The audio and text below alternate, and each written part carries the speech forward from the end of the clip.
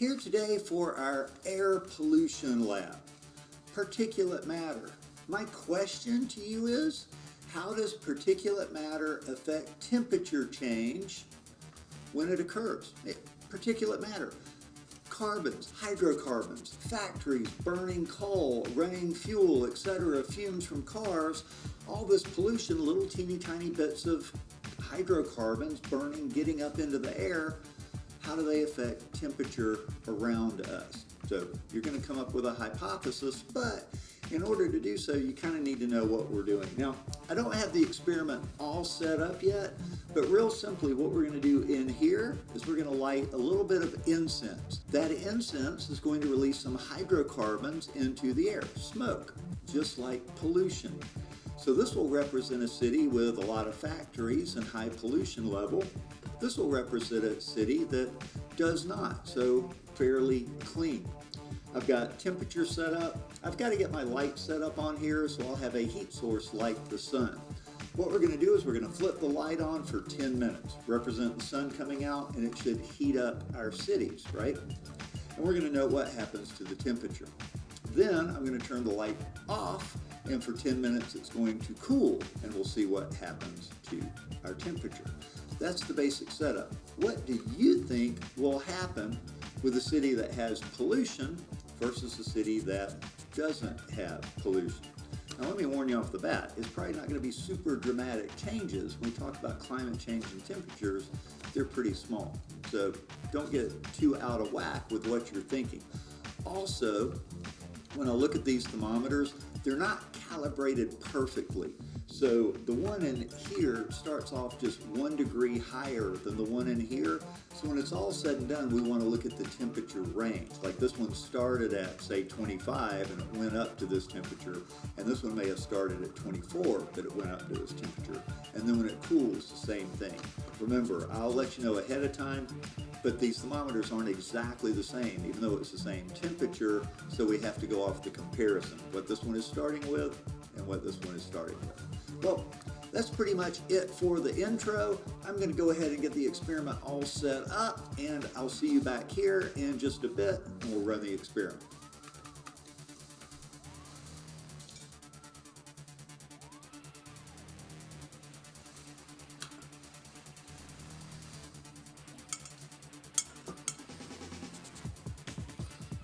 All right, I want to talk through the first couple of minutes of this, and then I'll just interject the actual temperatures.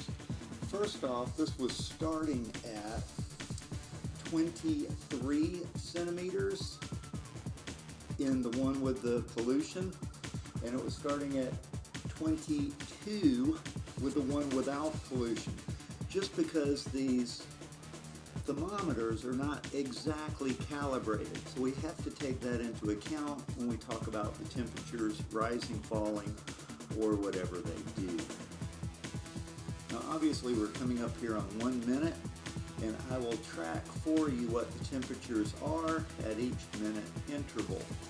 So right here at 1 minute, well, I'm already at 25 for pollution and 24 without.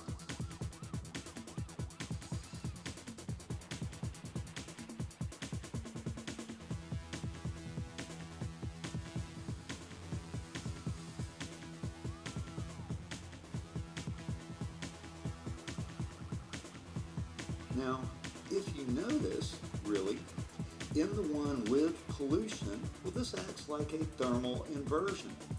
The warm air rises, but as it hits the top of the beaker, it doesn't have anywhere else to go, so the pollution begins to fill up the beaker.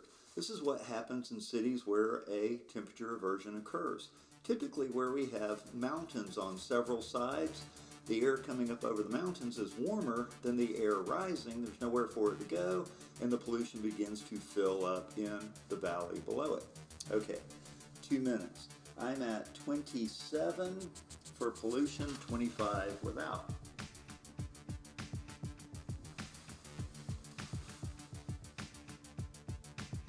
I think I'll pretty much go radio silent from here on out. That way we can probably speed the film up a little bit And I'll just slow it down at the minute intervals so we can note the time.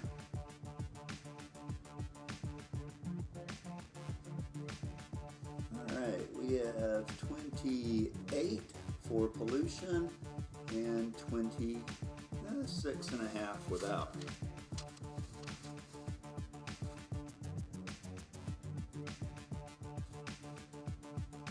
Right at 29 for the pollution and 28 without.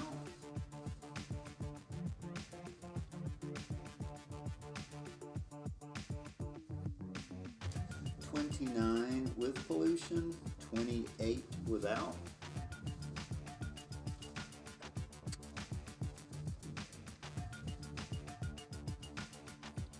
With pollution, right at 30 and about 29.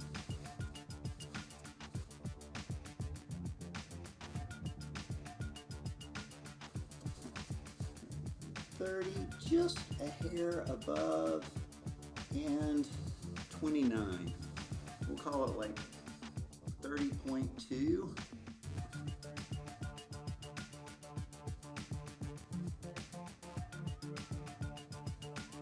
Okay, pollution, we're going to call it 30.5 and 30 without.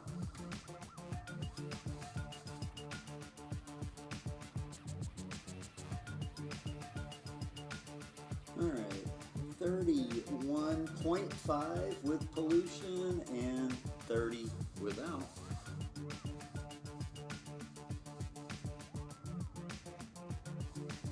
Alright, with 15 seconds to go, a couple of things I'm going to do. It's 32 with pollution and is stable at 30 without. What I want to do now is simulate nighttime, if you will. So we're going to stop, reset, start again, and now it's nighttime. So we're going to go with what we ended with, which was 32 and 30.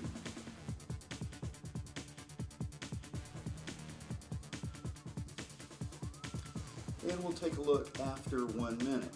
Now the factory's shut down, right? It's closing time. Everybody's headed home. We're not producing the pollution anymore. It's just out there in the air, right? Some is settled. We can see some is still in there. Let's see what effect it has on now that it's cooling, that our heat source has set, or in our case, obviously, we've just turned it off.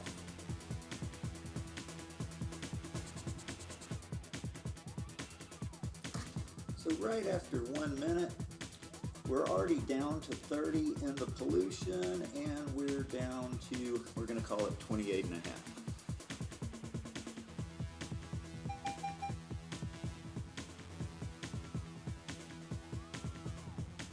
After 2 minutes of cooling, I am down to 29 degrees, and I am down to 27.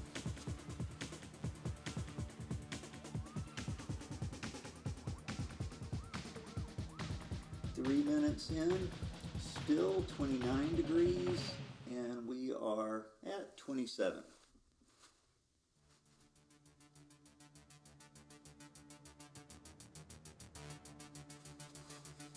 At the 4 minute mark, we could probably call it 28.5 and 26.5.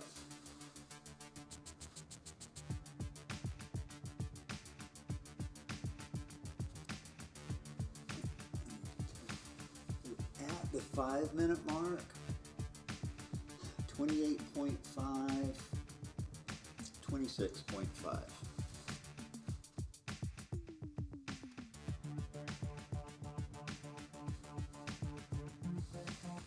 6 minute, still got 28.5, 26.5, no change.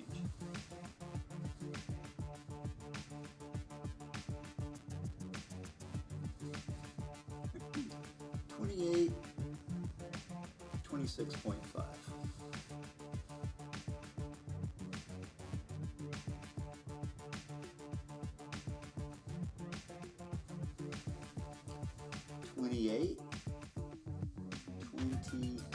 26.5.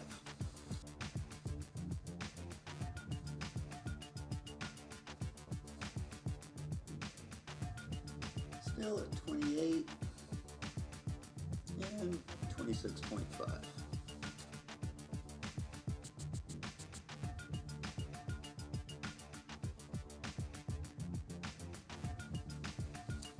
And final reading, still 28 and 26.